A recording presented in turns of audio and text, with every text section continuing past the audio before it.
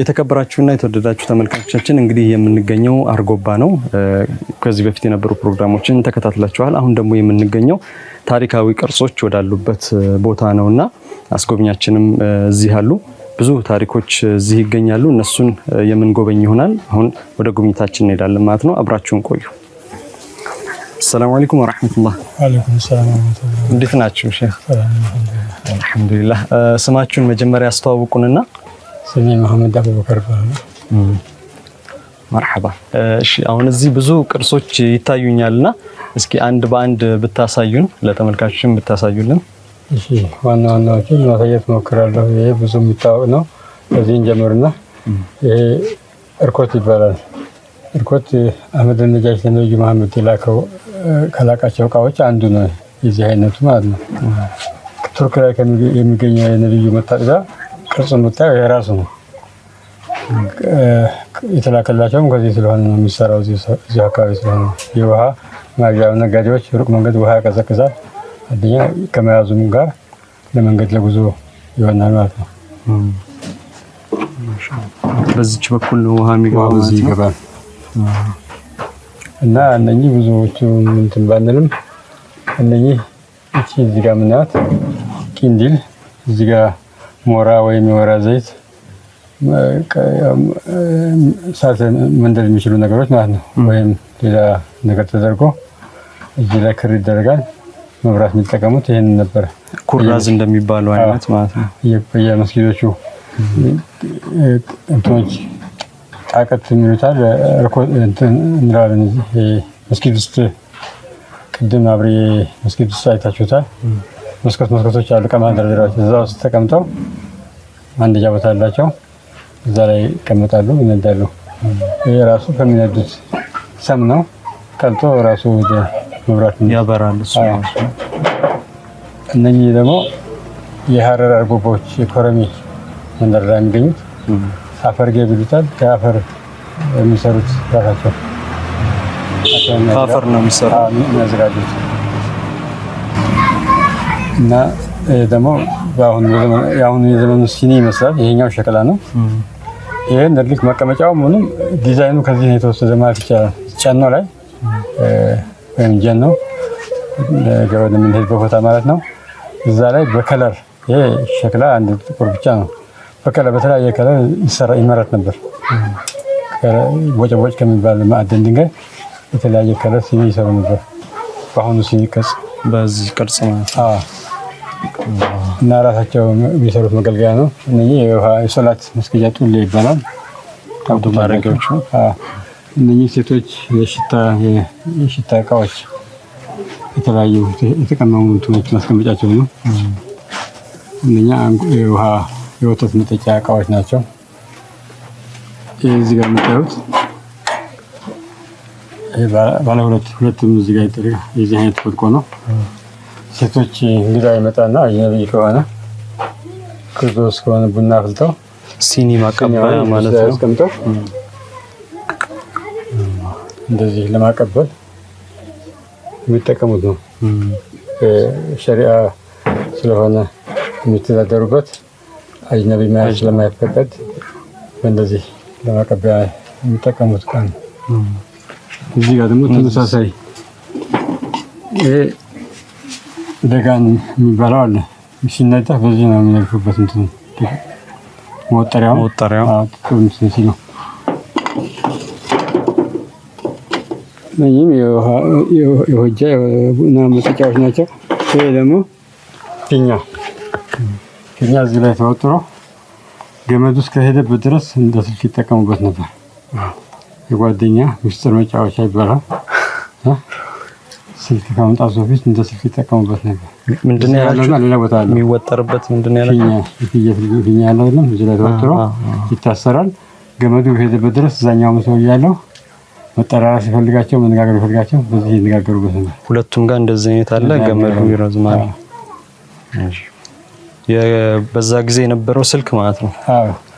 ዘመናዊ ስልክም ሲጀመር የመጣው በእኛው ሀገር ላይ ነው። ጨመና ልያም በላይ ነበር የመጀመሪያ ኢትዮጵያ ስልክ የነበረው እና ከመምጣቱ በፊት በዚህ ይጠቀሙ ነበር። በዛን ጊዜ ስልክ ሲጠቀሙ ሃሎ ይባላል። አሁን ሲነጋገር መነጋገሪያ አይደለም። ወረብ ነበር ይላሉ። የዛን ጊዜ ወረብ ማለት ምን ማለት ነው? ሃሎ እንደሚባለው ወረብ ነበር ይላሉ የድሮ ሽማግሌዎች። ነገር ጫኑና ልያን ባላ ሲነጋገሩ እንደዛ ተብሎ ነበር። ለየት ያለ ነገር ማለት ይሄ የሸማኔ መደወሪያ ማለት ነው። ችንጋለው እንደዚህ ስታዞረው እዚህ ላይ ተደርጎ ይጠመጥማል። እንደዚህ በራሳቸው ሲስተም እንደዚህ አይነት ነገር ይሰሩ ነበር እና ብዙዎቹ ለየት ያሉትን ብቻ ነው ማሳወቅ። ጫማ ምንድን ነው? ጫማ ነበር የወንዶች ጫማ ነው። ይሄ በደንብ አልተሰራም። አይጦች እየበሉት ነው። በጣም እዚህ ጋር ሳምረው ይዘመዝሙታል። የወንዶች የሴት ጫማ ራሳቸው ነበር የሚያዘጋጁት እና ልብሳቸውንም ማንኛውንም ነገር ራሳቸው ስለሚያዘጋጁ ጫማቸውንም የሴቶችም የተለያየ ሪጃሊ ኮፍ ጫማ ግራና ቀኝ የተለያየ ጫማዎች አይነቶች ነበሩ የሴቶች የሚሰሩ። ይሄ ደግሞ ጉፍታ የሴቶች እንደ ሂጃብ የሚጠቀሙት በትልቁ መሰሪያ በዚህ የሚሰራበት ነው። መሰሪያ ነው። የሸማኔ መወርወሪያ ያው ታውቁታላችሁ። እንትን ማለት ነው። እቺ ጫማ ከዚህ ተጠቀሙ ነበር። በተለይ ጧሃራ ቦታ ላይ ምልክት ተደርጎ ተበስቶ ተጠላልፎ ቀላል ነው፣ አይሰበርም፣ ጠንካራ ነው፣ ክብደት የለውም። ቀላል ነው፣ ክብደት የለውም። እና ተጠቀሙበት ነበር በዚህ ጫማ። እዚህ ጋር የምታዩቸው የተለያዩ ከለር አፈሮች ናቸው። በባህላዊ መንገድ ወርቅ ማዕድን ከማዕድን ወርቅን ተኳርቲዝ፣ ኦፓል፣ ዳይመንድ ከተለያየ ማዕድን አይነቶች መስታወት ይሰራሉ። እዚህ ብረት ይሰራል። እዚህ ጋር ራሱ እዚህ የሀገር ስሪት ነው። ከማዕድን ካፈሩ ራሱ የእግር ብረት ይሰራሉ። ቁልፍ ይሰራሉ። ከማዕድን መስታወት ይሰራል እና እነኚህ የሚጠቀሟቸው የአፈር አይነቶች ናቸው። ማዕድኑ የሚገኝበት አፈሮች ናቸው። በቦታ ላይ አይታችኋል። እዛ አብሬ የሄድንበት ወርቅ የሚመጣል በቦታ ላይ እነኚህን አቅልጠው ያው መዳብ፣ ብረት፣ ወርቅ የተለያየ ነገር ከሁሉም ራሱ አሁን መስታወት ኳርቲዝ ከሚባለው ይመስለኛል መስታወት ይሰሩ ነበር። ይሄ አሁን በባህላዊ መንገድ የተሰራ መስታወት ነው። ፋብሪካ መታዘዝ ነው።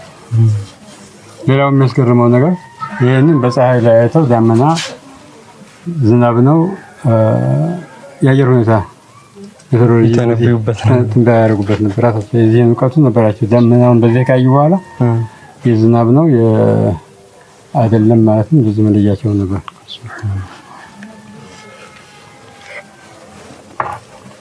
ስለዚህ ከነዚህ አፈር ነው እነዚህ አፈሮች ቀልጠው ነው የሚሰሩት ማለት ነው። አሁን ይሄ ጂፕሰም ይልሳል በእነሱ አጠራ። ስያሜዎቹ አሁን ዳይመንድ፣ ኦፓል ራሱ እዚህ አካባቢ መጠሪያ ይሆን ከድሮ ፈረንጅ ራሱ ስያሜውን ከዚህ የወሰደው ነው። ኢትዮጵያ የመጀመሪያ እንግዲህ ስልጣኔ ሀገር እንደሆነች ታውቃለህ። ኳርቲዝ ማለት በዚህ ውስጥ ነው የሚጠሩት ከድሮም ሽማግሌዎች። ኳርቲዝም፣ ዳይመንድም፣ ኦፓልም አሁን ፈረንጆቹ የሚጠሩበትም ይሄ ማዕድን ሲባል አዳጊ ነው አለ ሲወለድ ይሄ ነው። ማዕድን እያደገ እየበለጸገ ሲመጣ እቺ ቀዳዳ ሰፍቶ እስከዚህ ዝክቦ ያቺ ቀዳዳ እንደዚህ ትሆናለች። ይሄ አሁን ኖራ ሲሚንቶ ለግንብ የሚጠቀሙት ኖራ ነው ስሙ። ኖራ አሁን ለቅብ ነው እኛ የምንጠቀመው። ኖራ የሚባለው ሲሚንቶ ነው የግንብ ማያያዣው።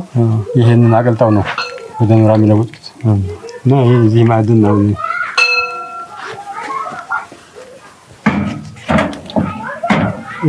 ከወርቅ ማንጠሪያው ላይ ተረፈ ምርቱ ላይ ነው ያገኘነው። አሁን ስንሰባብረው ዳይመንድ ነገሮች እናገኛለን። ሲሰባበር ሲዘቅ ድሮ በሚያመርቱበት እንደ ቁጥቋጦታቸው የለም ሌላ ቦታ ደግሞ አለ። ከዛ ውስጥ ነው ይሄን ሲሰባበር ነገሮች ይወጣሉ።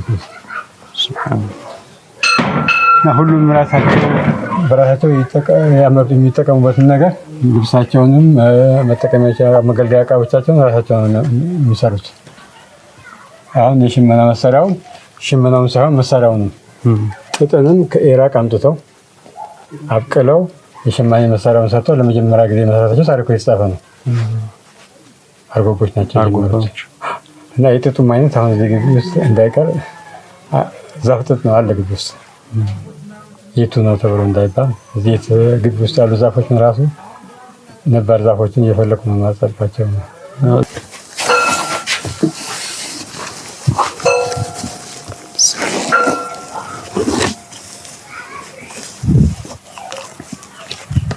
ቅድም አውርተን ነበረ ሴቶች ራሳቸው አንድ ነገር ካጻፈች አታገባም። የሴቶች ሙያን እንደዚህ አይነት ነው። እንደዚህ አድርገው ነበር የሚሰሩት። ሴቶች ናቸው የሚሰሩት። ሙሉ ቁርአን አሁን በአንድ መልኩ ብቻ ነው ሰባት አቀራር ያሳያል። ሰባቱም አይነት አቀራር ያለ እንደዚህ አይነት ነበር ያልናቸው። እና ምን ጽፋለች? ምን ኪታብ ነው የጻፈችው? ሚናጅን ከተባለች ወይ ሶፋ ከተባለች ወይ ቁርአን ወይ ሰላት ወይ ሞሊድ ከተባለች አለዛ ማይላትም።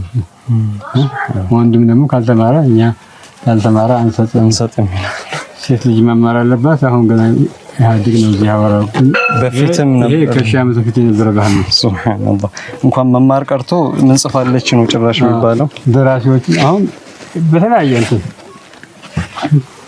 በቃ ሁሉ ኪታቦች ራሳቸው በሙሉ ቆይ በጅ ተከተሉት ናቸው።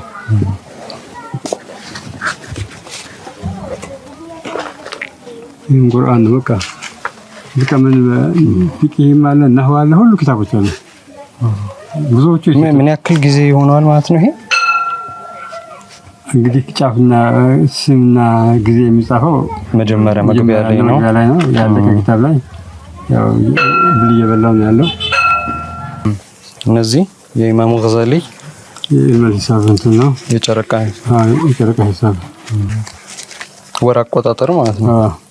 የቀደመ ቆራሪ የምንለው ከአንኮበር በላይና ከታች እስከ አዋሽ ድረስ እንደነበረ የቆራሪ ወረዳ ተብሎ ድሮ የነበረው ለመረጃ እዚህ ጋር ደግሞ ወቀት በቃ ሀርቡ አድዋ በዚህ ጊዜ እንደዚህ ሆነ ጠቅላላ ትልልቆቹ ያለፉበት ምናምን በእንደዚህ አይነት ነው ሽማግሌዎች ማስቀመጡት የተቀመጡ ሰነዶች ናቸው።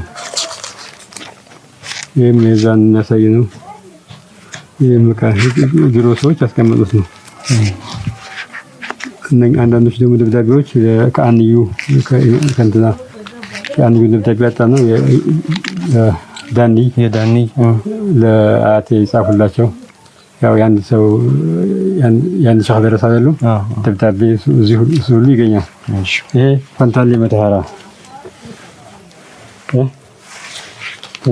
መተሃራ ባርቋል። በመክዙማይት ስርወ መንግስት ነው።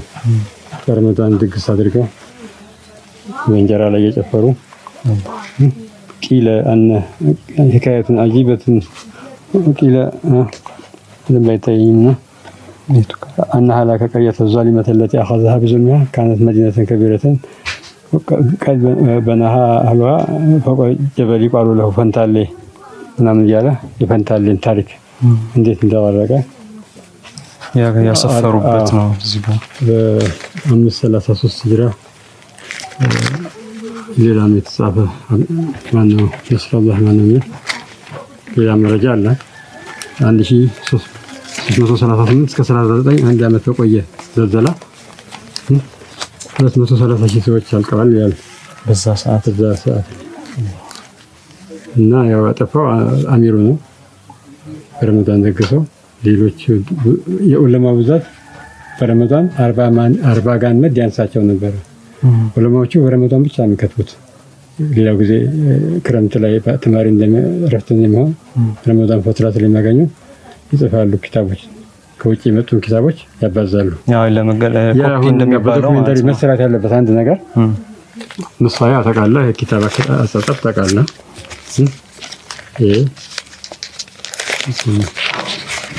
ይበዛበት ይችላል። እንደዚህ ማለት ኪታብ ሲከታተል ሁለተኛው ገጽ እዚህ ጋር እንገባለን ነው። ይቺን በኩል ይከትብና እዚህ ጋር የተቀመጠው ሰውዬ ለጓደኛው ይሰጣል። ከዋናው ንስኻ ላይ ጓደኛው ይቺን በዚህኛው ይከትባል። ይሄ ሁለተኛው ንስኻ ላይ ይገባል። ይሄኛው ደግሞ የከተበውን ለዚህኛው ያሳልፋል። ተርታውን ራሳቸው አንድ ሰው አምራቸው ጽፈው ማለት ነው 40-50 ሆነው አንድ ፊት ተርታ ሆነው ያመርታሉ ኪታቡን በቀን። ይሄን ራሱ በእንት ቢሰራ ጥሩ ነበር የድሮ ስልጣኔያቸው ማለት ነው። ልክ እንደ ማተሚያ ቤት ተርታውን ሆኖ እንደዚህ በቆራሪ 40 ጋር መድያልቅ ነበር ይባላል። በፋንታሌ እንደዚህ በአዘር በኩል እንደዚህ ቀለም ማለት ነው 40 ጋር መድ ይጨርሱ ነበር። ጊዜያቸውን በሙሉ በቁም ነገር ላይ የጨረሱት የዘሮቹ የዘር ሐረጎች አቡበከር ሲዲቅ ላይ የሚገባ ዘር ሐረግ ነው። እዚህኛው ጋር ነው ከማን ተነስቶ ነው ከዚህ ከኛ አካባቢ ያሉ ሰዎች ይነሳና እዛ ድረስ ይደርሳል። ይሄ እንደዚህ ሐረጉን ይናገርና በእናትና በአባቱ በጎን በእናቱ ከከሌ ጋር ይገናኛል እያለ ወደ ጎን እያሳየ እንትን የሚል ነው።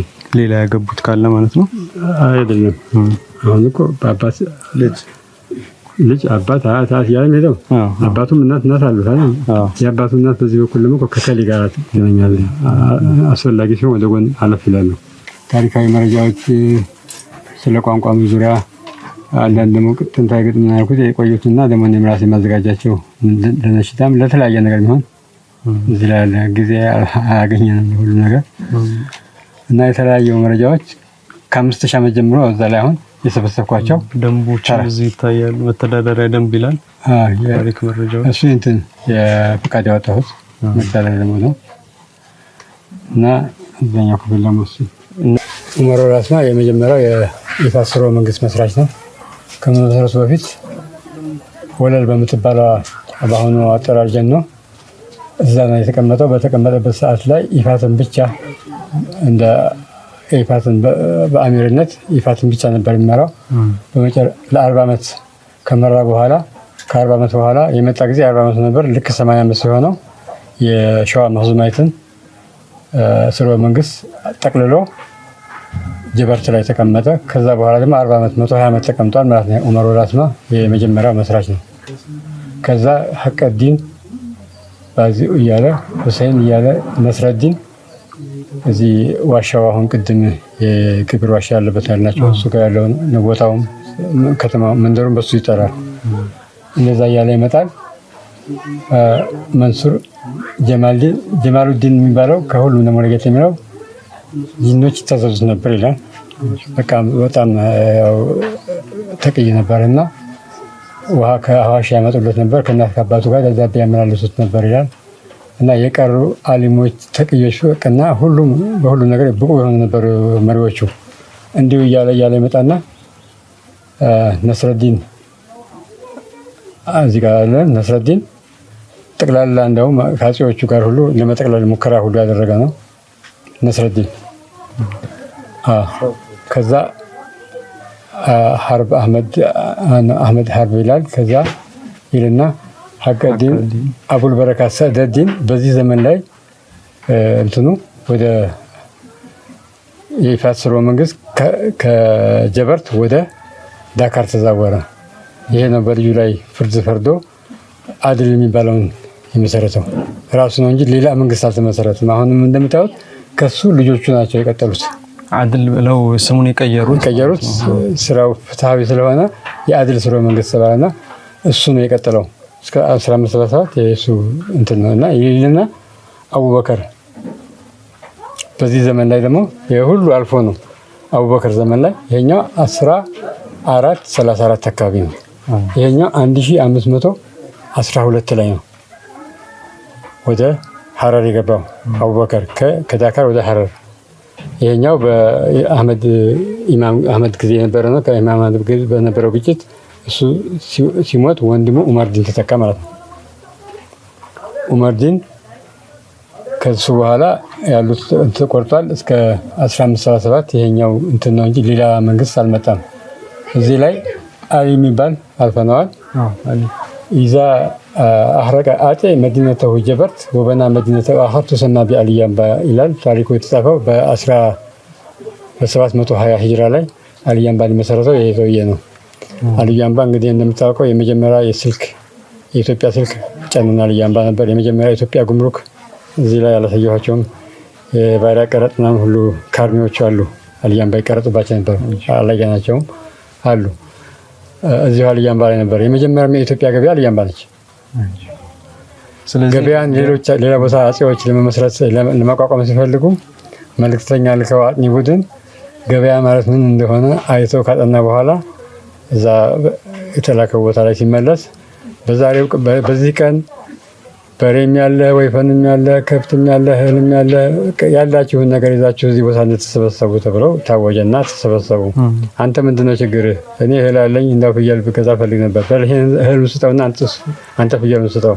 አንተስ ምንድነው ያለ? እኔ አህያ ነበረኝ እኔን ሸጬ ይሄንን እንትን ብል ጊዳል ፈልግ ነበር። አንተ ሂጫውን ስጠውና እሱ ማኛውን ስጠው። ማከል ላይ ቆሞ አገባዩዋቸውና ገበያ ማለት ይሄ ነው። በሳምንቱ ነው ወጣቸው አላመዷቸው ማለት ነው። እና ካልያምባ ነው እንት ያለው ኮፒ የተደረገው። ስልክም ከዛው ነው የመጣው አላችሁ? ስልክም የመጀመሪያ ስልክ እዛ ነው የተመሰረተው። ከዛ ፊትም ያው አጠቃቀማቸው አይታችሁታል። ያኛው የኢማም አህመድ የዘር አመጣጥ ነው የሚያሳየው።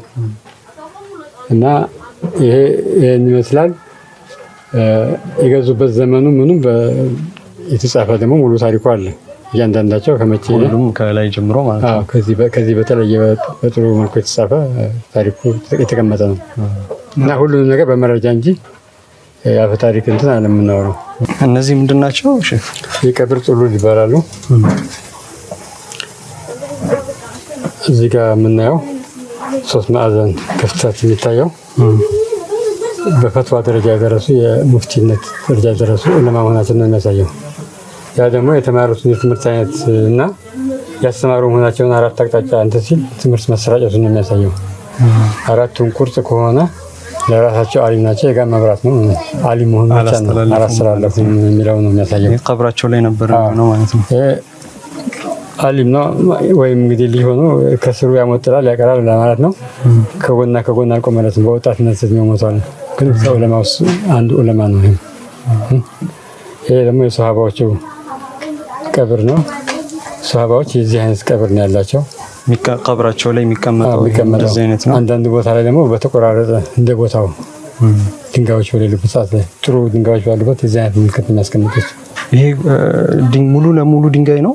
ይሄኛው በጅብሰን የሰራ ነው ያው ለማስመሰል ማለት ነው እንጂ እዛ ላይ የሚቀመጠው ድንጋይ ነው። ያኛው ድንጋይ ነው ከአንድ ተጠርቦ ማለት ነው። እዚህ ላይ አሁን አሊም ነው ራሱን አሊምነቱን ብቻ የሚያሳየው ስለማቅራቱ የሚያሳየው ነገር የለም እዚህ ጋር።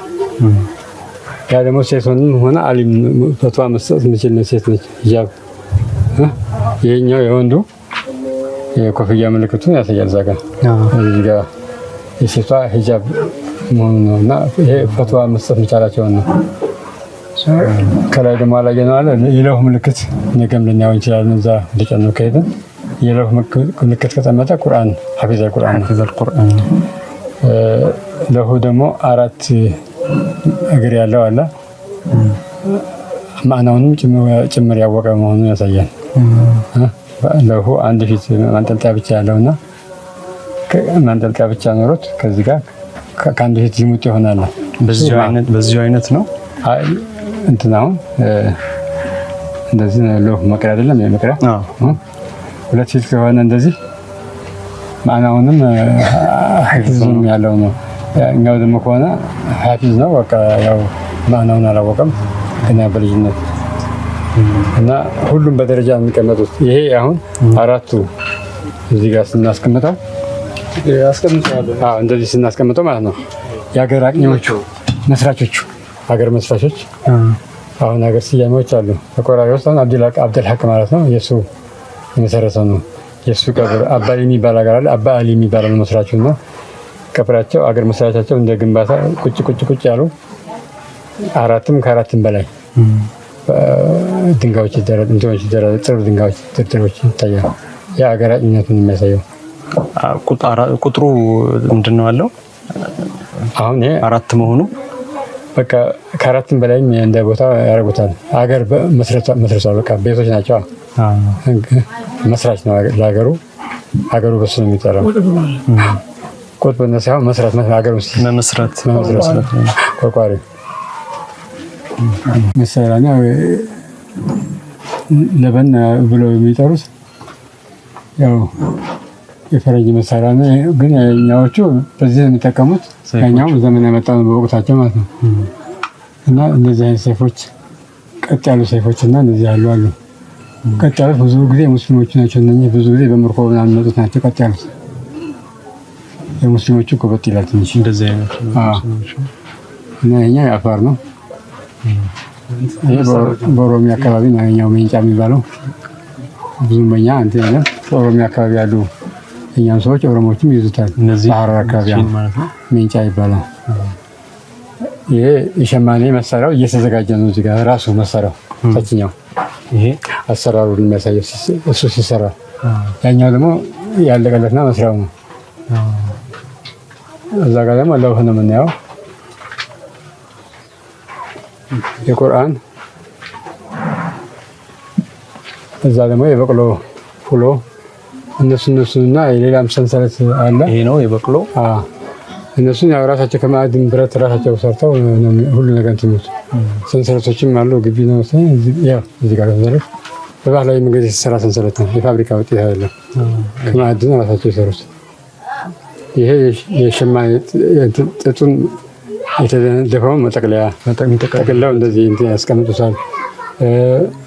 የእንዝርቱ ሲያልቅ ያው እንትን ቀርቀሃ ነው ጠቅላላ መሳሪያው ማስቀመጫው ነው። እና ይሄ ጌጣጌጣቸው ነው። ይህም ከማዕድኑ ጀምሮ የራሱን ጌጣጌጥ የሚመስራት እንትን ራሳቸው ነው። ጤኖ መለሳ የሚባለው ላይ ነበር የሚሰራው። አሁን እዚህ ጎረቤታችን የሚሰራበት ግቢም አይታችሁት ከሆነ አፈሮቹ እንትን እያሉ በባህላዊ መንገድ እየተቃጠሉ እየተሰራ ነው። እዚህ ነው የግቢ ውስጥ አፈሩ ከአፈር ወርቅ እየተነጠረ ነው። አሁንም አልቀረም ማለት ነው። እነዚህ አሁን እዚህ የሚሰሩ በቅድም ባሳያችሁን አፈራቶች የሚሰሩ ናቸው ማለት ነው። እዚሁ ጎረቤቴ ይሰራል። አሁን አሉ የሚሰሩ አሁንም አልተቋረጠም። የማዕድኑንም እያስቀጠል ነው። ከማዕድን መውጣቱ እዚህ ቤት ውስጥ ጀምሯል።